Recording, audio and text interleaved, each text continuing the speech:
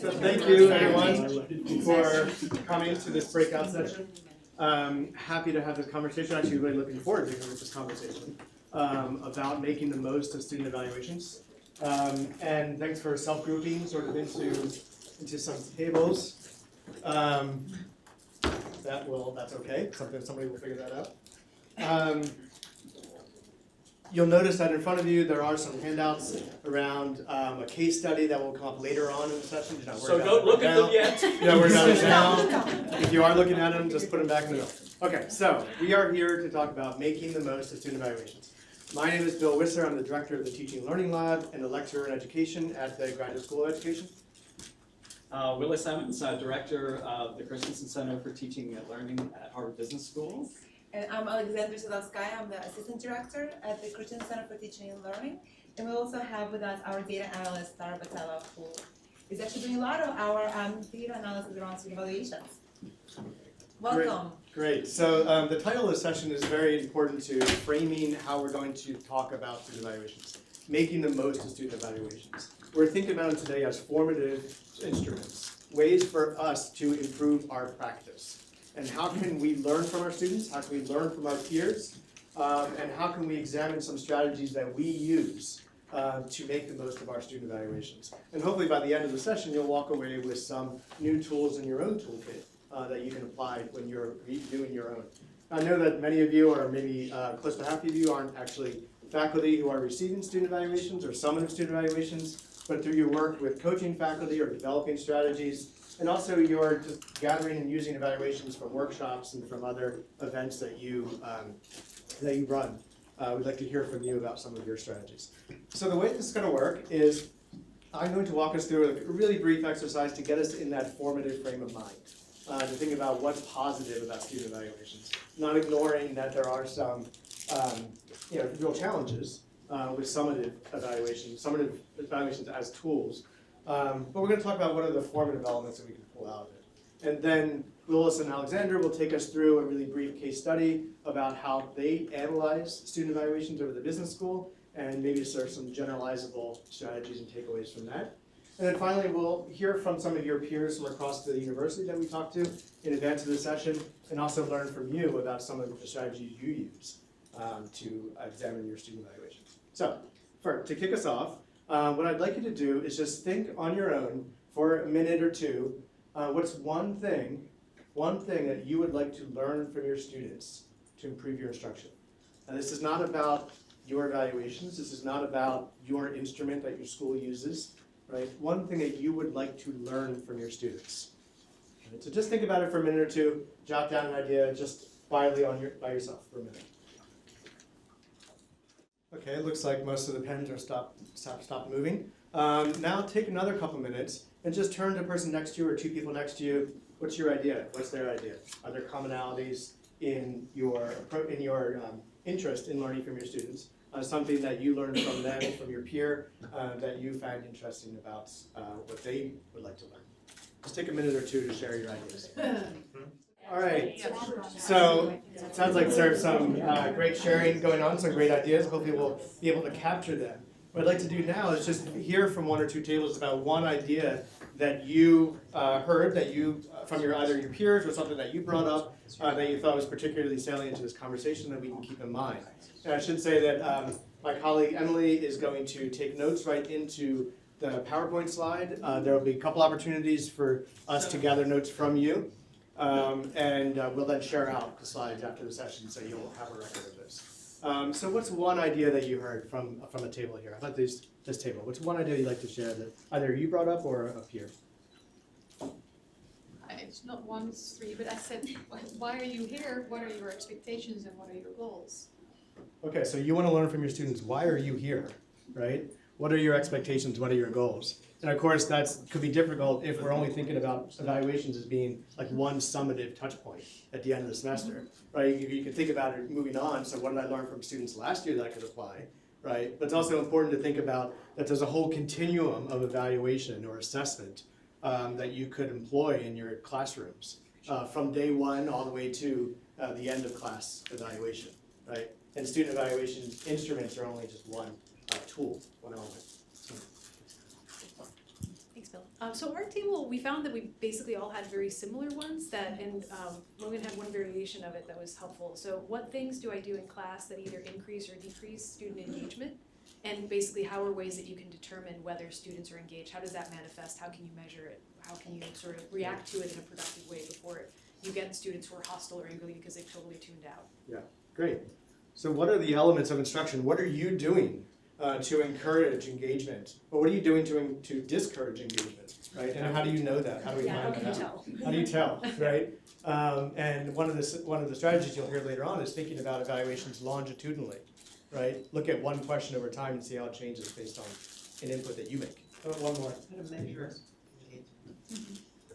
An important idea that came up here was pre-assessment and understanding of baseline knowledge, both to know how to best reach students and also to be able to measure credit. Yeah. Great. So pre-assessment, and then think about the actual student evaluation instrument as being your post-test. And how would you garner that pre-test material to be able to assess it against the student evaluations at the end? So again, strategies will lead to strategies. But what I want you to first think about is, what do you want to learn from students? And think about the student evaluation at the end of the semester as being one vehicle, one channel to receive that information. Great. Thanks, Bill. So the next part of our session is going to be an opportunity to actually do a dive into the feedback that one faculty member received from a Harvard Business School course. And what I wanted to do is to give a little bit of overview just so you have a frame of reference for what the feedback was given for. And then we're going to have you work at your tables to review some of the data and essentially do a bit of a group work, a little bit of a diagnostic, and then think about what advice you might give to this instructor. And I think the important thing that we want to stress here is that it's not about specifically the content of this Harvard Business School class or format, but to think about what are ways that you can use data. Gary King talked a lot this morning about we have data, to what extent are we actually harnessing that data, using it in a productive way. And we just wanted to share with you at least the process that we use at HBS and maybe spark some conversation both about how it might be useful for you, but then what other ways that you examine data, and again, very much in a formative sense. It was an earlier session that I think a number of us were at around using these evaluations for summative purposes, and we're really focusing on the development of the faculty member formative use. So let me just give you a little bit of a sense of the context for HBS, because it will affect the kind of feedback you see. Virtually all of our courses are taught by the case method. And so the idea is that in all of our classes, it's a very interactive discussion. And so this comment you made, Chair, about engagement, is a big part of what students will notice or not notice. And that comes up maybe more in the feedback than in some others. We have no undergraduates. This is going to all be from an MBA class, and so that might affect how you're interpreting the data.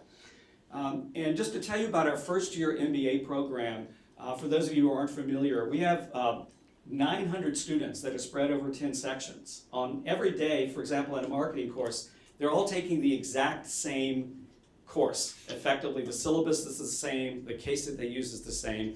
And so there's an interesting possibility of benchmarking, right, across various faculty, but it also gives you the context. You're in a room with 90 other students. Class participation is actually 50% of the grade, so there's a lot of pressure around engagement. And we have a fixed curve. So you wonder if these evaluations are somehow shaped by grade inflation. We don't have grade inflation. So it's just a little part of the context I wanted you to be aware of. So let me tell you a little bit about the instrument that is used at Harvard Business School for student evaluations of teaching. We're not going to give you the entire instrument, but just to let you know, it has one section for the course and one for the instructor. And they're separate questions for the course and the instructor. There are quantitative ratings, very Likert scale type questions, only on a few dimensions. And this is for the instructor we're going to focus on here. The quality standards the instructor used, the discussion management, again, rating managerial relevance of the material and the learning, responsiveness to students, student concerns, and then the question that I think we all tend to zero in on, what is your assessment of the overall effectiveness of the instructor? And I think as a headline for what we try to do is to move away from the, I think, obsession about the mean value of this particular Likert scale question. think about what more broadly can we learn about the individual's teaching, and really in an action-oriented way, how can we provide advice, coaching, to help that individual continue to improve as an instructor. Now, to do that, we really mine the qualitative questions, and these are two very open-ended questions. One is, what are 2 or 3 things the instructor did well and should continue to do? And the other is 2 to 3 things to focus on for improving effectiveness. And one of the things that we've done over the years, and I'll give a huge shout out here to Tara Abatella, our analyst, is actually created a template and a process for coding every single comment the students make.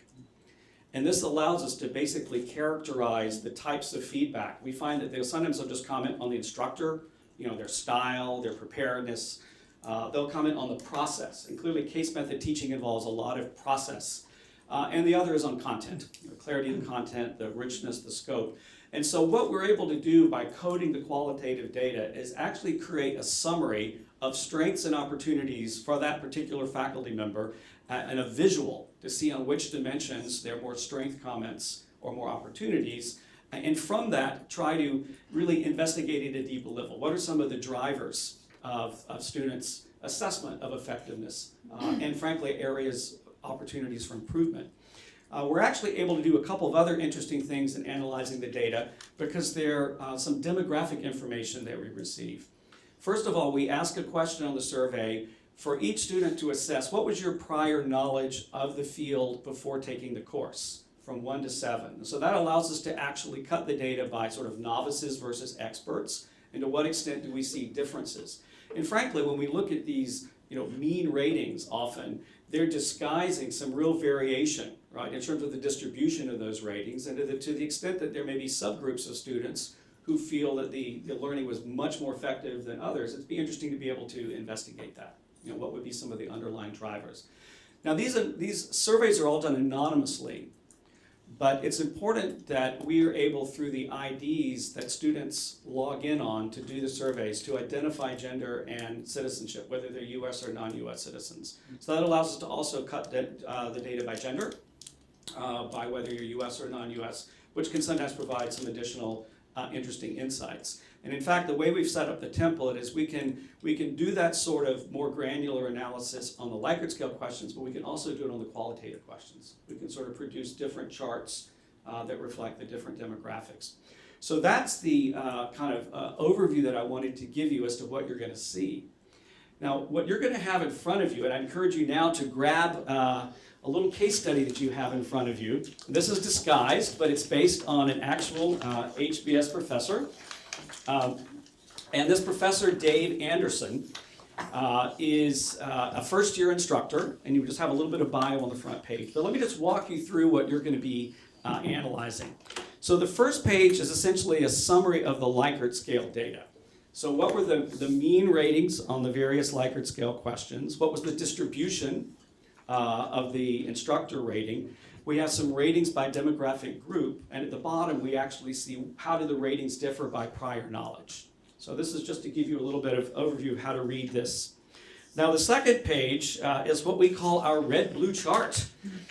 This is the visual graphic that we're able to generate by looking at the strengths and opportunities from the qualitative quotes. And just to get you oriented on how to read it, the scale at the bottom, which goes from 0 to 80 and 0 to negative 80, that's just the number of surveys that mentioned a particular trait or particular feature of the class or learning as being either a strength or an opportunity. Now this is actually distilled from the next 2 pages, which are much more detailed. So I'll just take style as an example. There were almost 80, by the way, we have a very high completion rate because the surveys are done on the last day of class in the classroom. And attendance is close to 100% in the business school classes. So these were for a class of 90 students. We'll be very close to that amount. What was the 50% number on your slide? The class participation grade is 50% of the overall grade. Yeah. So again, just to give you an illustration to be able to read this more effectively, style, which is kind of off the chart as a positive for this instructor. If we go to what students are saying about Dave Anderson's style, energy, enthusiasm, engagement, passion, we can sort of combine words that are similar. About 45 students mentioned that. Humor, is another area, and then basically presentation style. And you can do this for any one of the elements on the chart. And then finally, I want to just draw your attention to the last 2 pages where we've selectively pulled some quotations from students that give you even more granularity in terms of what students are thinking, the feedback they're giving on the course. And I'll just highlight the first one here on strengths. At the end of the quote, we have in parentheses some of the demographic information that we were able to distill. So this first quote is from a female student, a U.S. citizen. The 7 is the instructor rating that she gave to the faculty member. So this is someone who gave a 7 to the instructor, a 7 out of 7. And the prior 6 is someone who was self-assessed as having been pretty knowledgeable about the course before taking the course. So that gives you a little bit of sense, where are these quotations coming from in terms of a little bit of the background of the students. So what we would love for you to do is to gather around a table. I know most of you are, but for those of you who aren't, if maybe you could cluster, either join another table or create your own. And I want you to just individually take a few minutes to read through the data, sort of come up with your own, I would say, diagnostic, kind of what's the sort of theory of the case for this particular instructor. And then think about what advice that you would give the instructor if you had even 2 or 3 high-level recommendations to improve teaching. Read a little bit, think about this on your own, and then I'll have you gather and talk a little bit in your groups, and we will circulate to the extent that you have some questions about how to read the data. Do you have a Sorry, chair? can I ask you a quick question? Sure. The prior rating scale, how does that work? Yeah, so the student is asked to assess what was your prior understanding of the field before taking the course from 1 to 7. So it's self-reported, but it's usually a pretty good indicator if it's completely new or very experienced. So why don't we take about 5 minutes on your own and then gather in your groups, and then we'll do a debrief. Get a sense of what your assessments are of the information. I know it's very hard to break away. I hear these intense discussions about Dave Anderson. As sort of a bridge, there were a couple of questions that came up as I was circulating around, and I did want to clarify a few things. First of all of this is voluntary. Faculty come to us to look at their evaluations. No one is required to have this analysis done, and none of this is part of the promotions process. The Christensen Center is not involved at all in promotion. So, and the last thing I'll say is just in terms of the principle, it was an interesting comment that I think Doug Melton made this morning about how hard it is to, when you see 1 or 2 quotes that really drive you crazy as a faculty member. There are a number of faculty members who don't read the feedback, but they give it to us. And I think sometimes these red-blue charts kind of take some of the emotion away in terms of, actually 2 people said it. It may stick in your craw, but only 2 people said it, and you kind of see that on the diagram. But those are just a few contextual factors. But I think the more interesting question is, what did you think about Doug Anderson? What's kind of your theory of the case? What's your diagnosis? And then if you had to give a couple of recommendations to him to improve his teaching, what would that be? So would anyone like to kick that off from your tables? Yeah. So our feeling was that, he's doing this for the first time. He's learning to do this. Yeah. He's bringing a lot of knowledge, a lot of enthusiasm to the classroom, but that perhaps maybe the focus for him is on him. That he's really thinking about what he's going to do next. Yeah. He summarizes well at the end of the case, so the parts that he does well.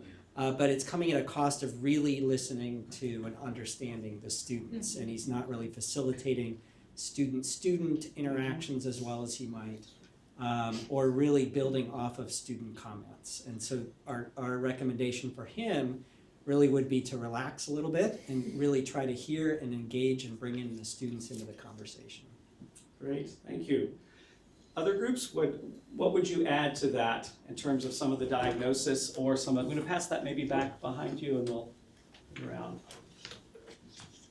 One of the things our group noticed was while his style, he got great strengths in his style from the open comments, we gleaned that that the women and non-US women in particular are not as enamored, that this style is not working as well for them. And why do you think that's true? why do we think it's true? Drawing on prior experience, I mean, I thought he's probably more of a bro style, like Yeah. a lecture that maybe some of his jokes are resonating more with U.S. males than they are with females, and they might be gender jokes Yeah. that are missing the mark a little. That would be, it's hard to tell exactly. Well, there is one quote that would support that. But and it was from a From a US male. male, that it was frat house humor. I wish I had seen a female who had given Yeah. a better indication, but we thought that male could be highly observant, and it certainly resonated with some of the things that we were suspecting. Yeah, and I think that's one of the things that's really both intriguing and sometimes tricky about this analysis is you can have some hypotheses that you're generating that some of the data, for example, that low mean rating or lower mean rating from the the female non-US students, kind of why is that the case? And sometimes you can find some support or evidence in the qualitative data. I was saying earlier that we also perhaps had done an observation of this faculty member during the semester. We may have other data. There may have been some midterm surveys. So there may be additional ways, but it is kind of forensic analysis to some extent. And even when we meet with a faculty member, we usually meet for about 90 minutes. It's a long debrief, and it's actually started with a lot of self-reflection. We asked the faculty member to reflect on what they felt went particularly well, things they would do differently next year, and if they had read the feedback themselves, what surprised them in the feedback. So, and that can be an ongoing exploration where we may be trying to test out some of the hypotheses. But I think this was absolutely affirmed, I think, and the faculty member even was able to recall a couple of jokes or jokey moments that added to your sense. Yeah. I saw a hand here earlier. Was there a? No, I just was I was very struck by the fact that you can't run a seminar. I mean, you can't listen. I thought maybe some Ritalin. No, I mean seriously. I mean, because so the question is, okay, obviously he can't run a seminar that everybody feels good about. The question is what to do about it. Yeah. I'm very interested in that because I also don't know how to run a seminar. I'm a physics professor, so I don't really have to most of the time. Yeah. But I'm thinking drugs might be a Meditation. because just so that you don't. He sounds like he's interrupting a lot and stuff like that. And maybe if he just took a little bit of something to repress his. But I'm wondering. But I'm actually kind of interested in what you would suggest because it's not obvious that just you talking to him can help him do that. Yeah, and I think one of the things we'll do sometimes is actually go over some video footage if we have video, so the faculty member can see what they're like in the class, experience themselves. But you're right, some of this becomes really a process of thinking, maybe doing some role play. We'll do some practicums, try to work with the faculty, even some advice. Why don't you wait to hear a few students before interjecting? Give them some things to practice on. But yeah, this is a process of give and take along the way. I'm going to be this is so hard for me to stop this discussion because I feel that we're just touching the tip of the iceberg. But I'm also sensitive to what we have left on the rest of the agenda. I hope this gives you a taste for what we do. And I'll be happy to chat, and as will Alexandra Tara afterwards, about both the methodology, the kind of insights we derive. But I think what I wanted us to do in the next, just sort of pulling together, is share with you a few general lessons, and I'll hand this over to Alexandra to pull together a bit of what we've learned. Great. Well, first of all, thank you for sharing your ideas. As I was walking around, I've definitely seen very rich conversations happening all around the room.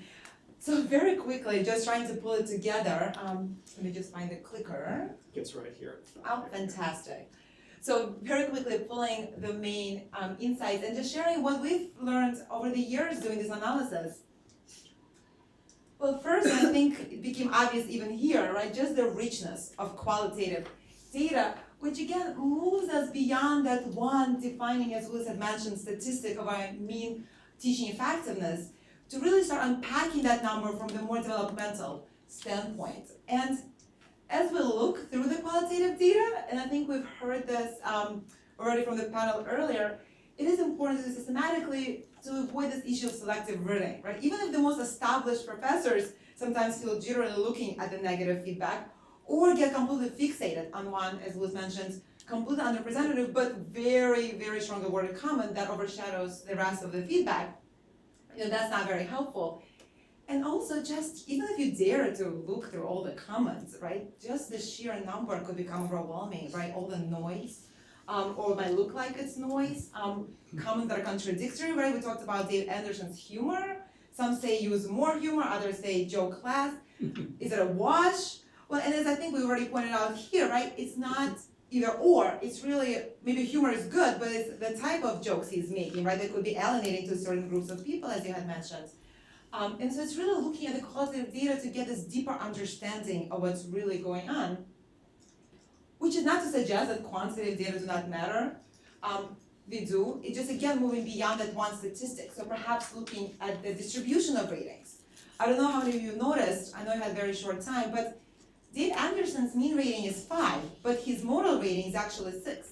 So it might be worthwhile to think about what's bringing down his teaching effectiveness, or this perceived teaching effectiveness here.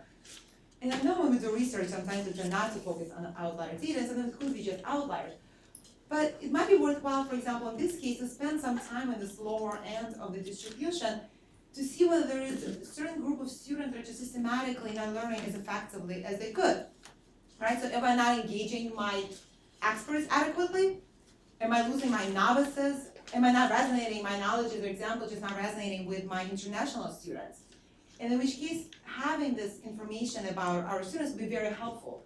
The demographic characteristics, always we talked about prior knowledge, but again, using this information carefully, so we don't want to dismiss, like as we said, non-US female students. We don't want to say, well, they just don't like Dave Anderson, right? What am I going to do? Right? It's more just understanding how it can be effective with groups from different backgrounds. And finally, as we look through the comments, it could be very compelling to feel like, well, it's just not the reality here. Dave Anderson would very well feel, I am listening to students, right? We talked about not listening, but he might feel I'm listening very actively. I care deeply about what they're saying. So here the question really is, why do they feel like I'm not listening, right? What can I do to change their perceptions? And I think taking this perspective, as we talked about Dave Anderson and he's listening to students, I think in the faculty role, right, as we listen to students, right, taking their perspective, giving voice to students to then hopefully help us improve in the classroom. So this is just one approach we've been taking. I know you've been commenting about the process. Of course, a lot of credit goes to Tara. And this is just one way of doing it. So I'm going to turn it over to Bill to talk about some other strategies that he's been hearing about across Harvard from our other colleagues. Yeah, so I want to echo that last point that Alexandra just made, that you saw one methodology that was very labor intensive to do and obviously was developed over time and very powerful when working with faculty. And you may not have access to those types of resources or that type of modeling that you can do on your own or even with peers. But what can you do, right? What are some strategies or takeaways that you can apply to your own student evaluations? So we went on a bit of a listening tour and through the Bach Center at FAS and through Slate at Kennedy School and then through the HGSE Teaching and Learning Lab and the Christensen Center and talked to some faculty about what are some of their strategies that they use when they think about their own student evaluations.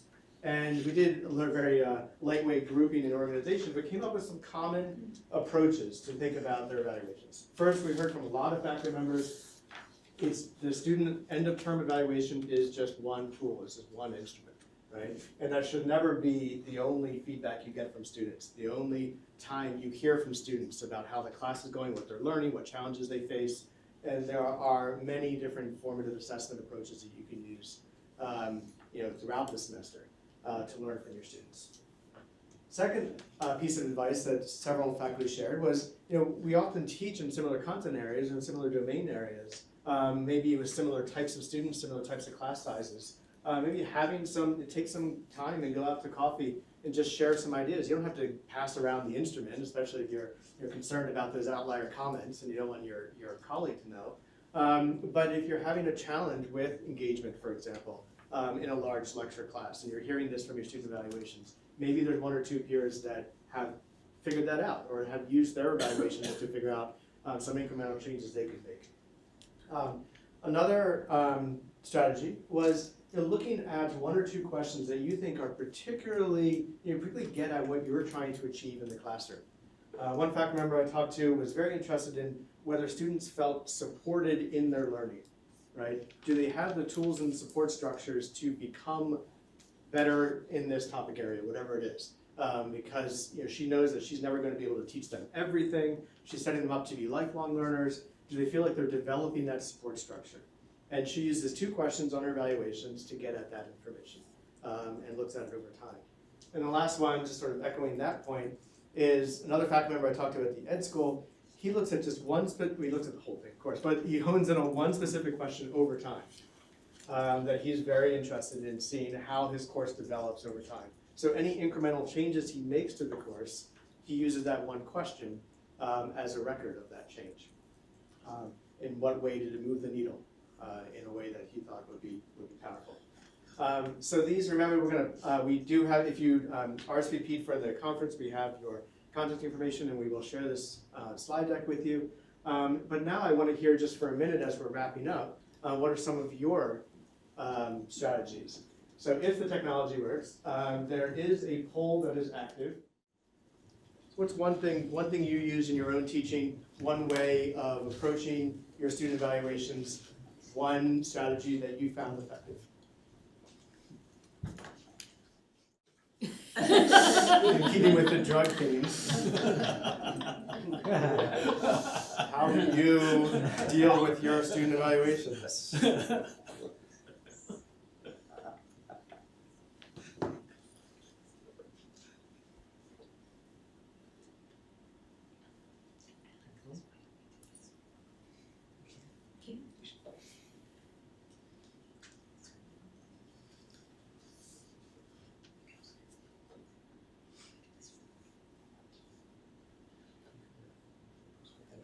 So we see one there, the plus delta at the end of every class meeting. That's in line with thinking of them student evaluations as being one tool, one on a continuum of different formative assessment tools. Think about the entire evaluation as a whole. That's one way of getting past those outlier comments, right? Maybe give it some time, let it sit for a while, and then look at holistically at the evaluation.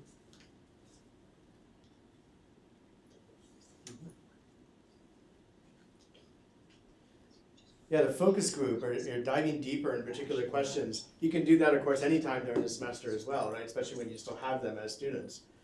Do a mid-course evaluation and follow up with a focus group. Just a lightweight, conversation, that not calling out particular names, but this is the theme that came up in the midterm evaluation. I'd like to unpack it a little bit. Set outliers aside, or just ignore them. Ignore the open responses. That's a strategy.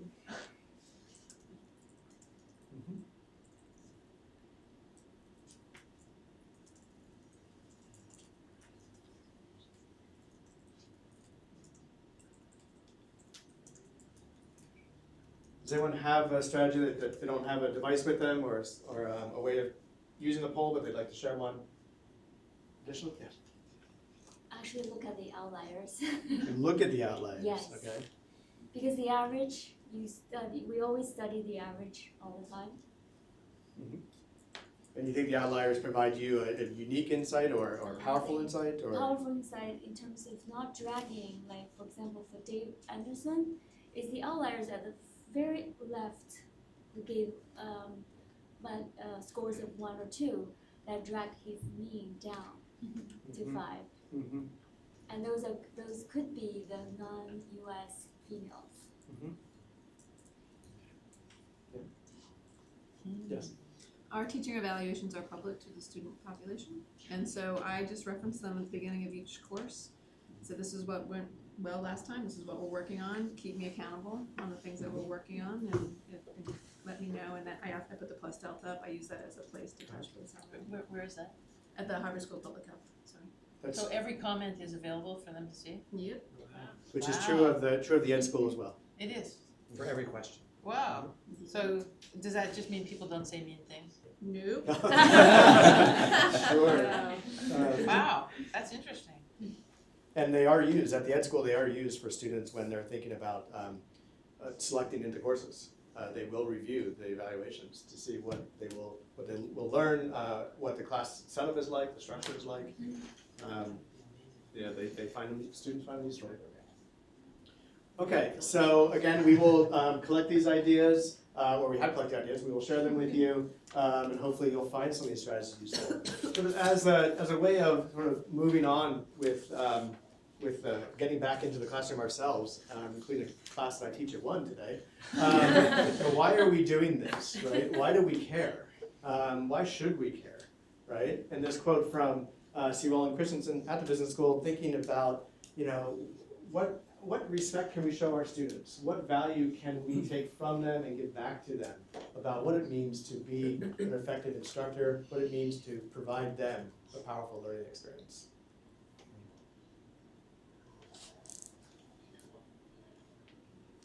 So, thanks for your time. We have a minute or so left if you'd like to talk to any of us or ask more questions about the strategy or particularly the technique that Willis uses over at Christensen Center. We'd be happy to talk more.